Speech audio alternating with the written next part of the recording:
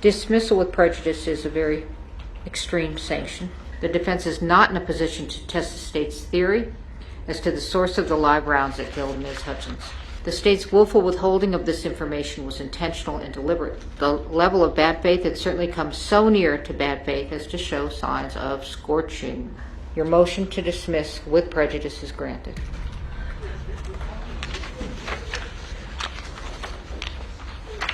On October 21st, 2021, Alec Baldwin fatally discharged a revolver containing a live round, which critically injured Miss Hutchins, the cinematographer, and Mr. Souza, the director. They were both rushed to hospital, but Hutchins sadly passed away from her injuries. The Santa Fe County Sheriff's Office investigated and concluded that Baldwin didn't know the firearm was loaded with a live round. On January 31st, 2023, Baldwin and the production's armorer Hannah Reed were charged with involuntary manslaughter. The charge was then dropped against Baldwin. In January 2024, he was again charged on the same count. On July 12th, all charges were dismissed with prejudice after the judge concluded that authorities deliberately withheld crucial evidence leading to the dismissal. The case can never be refiled, meaning that Alec Baldwin is free of all legal repercussions. Dismissal with prejudice is a very extreme sanction, and case law is very clear that because it's very extreme, I have to go through every single element, and I have to make a very good record as to why I'm seeing what I'm seeing. The defense is not in a position to test the state's theory as to the source of the live rounds that killed Ms. Hutchins. I'm also going to take a look at Harper, State versus Harper. The assessment of sanctions depends upon the extent of the government's culpability, weighed against the amount of prejudice to the state. Quoting Chenard. Let's go through culpability. When Baldwin begins to see that the trial is meeting the conditions of a mistrial, and that he will likely walk free, he begins to experience extreme emotional arousal. This becomes very apparent in his body language. Vingerotz in 2013 conducted a study titled Why Only Humans Weep, which found that there were multiple reasons for human crying. We cry as a way of conveying vulnerability and elicit a caregiving behavior. The study also found that crying helps reduce physiological arousal and alleviate stress. He cries because he's realizing that he's not going to be found guilty and be sent to jail. He then tenses his brow, and we also see signs of muscle tension around the mouth. This is a result of the extreme stress generated by finding out that he could potentially be let free. Ekman and Friesen in 1978 conducted a study titled Facial Action Coding System, which found that muscle tension, especially in the face, is a result of an elevated stress level. This is because when the defense mechanism gets triggered, adrenaline is released into the bloodstream, causing our heart rate to increase and our muscles to tense up to become stronger and more resistant to damage. The state is highly culpable for its failure to provide this discovery to the defendant. The state unilaterally withheld a supplemental report.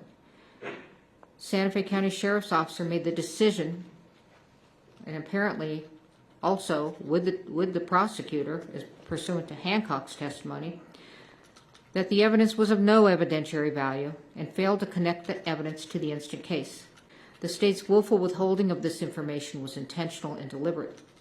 If this conduct does not rise to the level of bad faith, it certainly comes so near to bad faith as to show signs of scorching.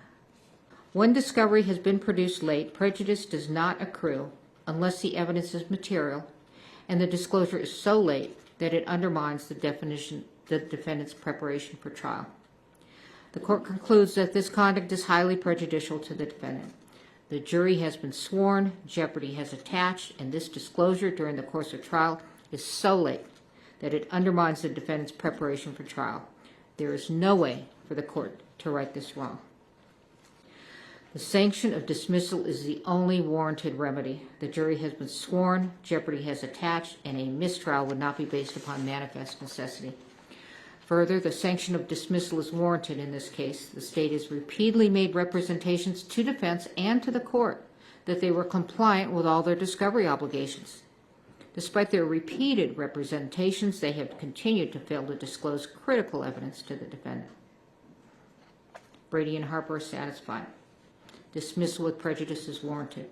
He then puts his hand over his mouth, making touch with himself, which is a pacifying behavior. We do these behaviors as a way of calming ourselves down, as physical touch reduces physiological arousal. Keltner, D. and Hadit in 1999 conducted a study titled Social Functions of Emotions at 4 Levels of Analysis, which found that pacifying behaviors are a method the brain regulates anxiety during social interactions. By doing these behaviors, the brain manages its emotional responses to maintain a sense of control. This also assists in rapport building. He does this here to try and calm himself down as he's experiencing extreme amounts of stress, finding out that he could possibly be let off. Stress can be generated by both positive and negative stimulants, or good or bad news. He's also expressing the same muscle tension as before. Per State v. Lemire, where discovery violations inject needless delay into the proceedings, courts may impose meaningful sanctions to effectuate their inherent power and promote efficient judicial administration. The state's discovery violation has injected a needless, incurable delay into the instant jury trial. Dismissal with prejudice is warranted to ensure the integrity of the judicial system and the efficient administration of justice. Your motion to dismiss with prejudice is granted.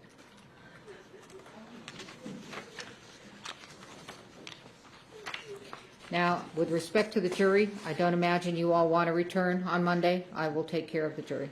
Thank you, Your Honor. We are in recess.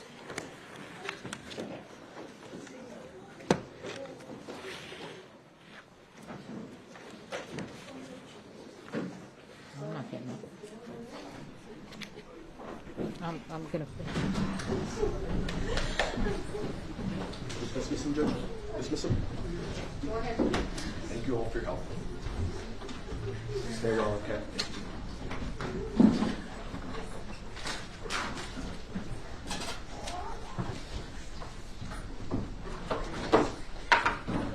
Okay, we're in recess. Get out of the courtroom.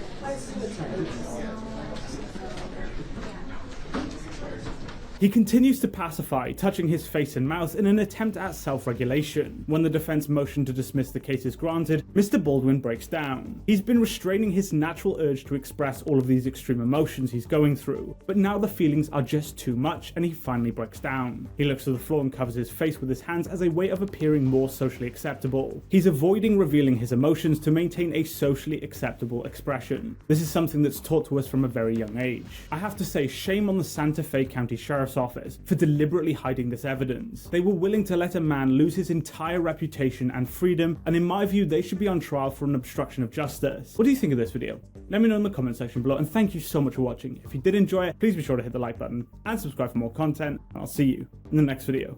Goodbye.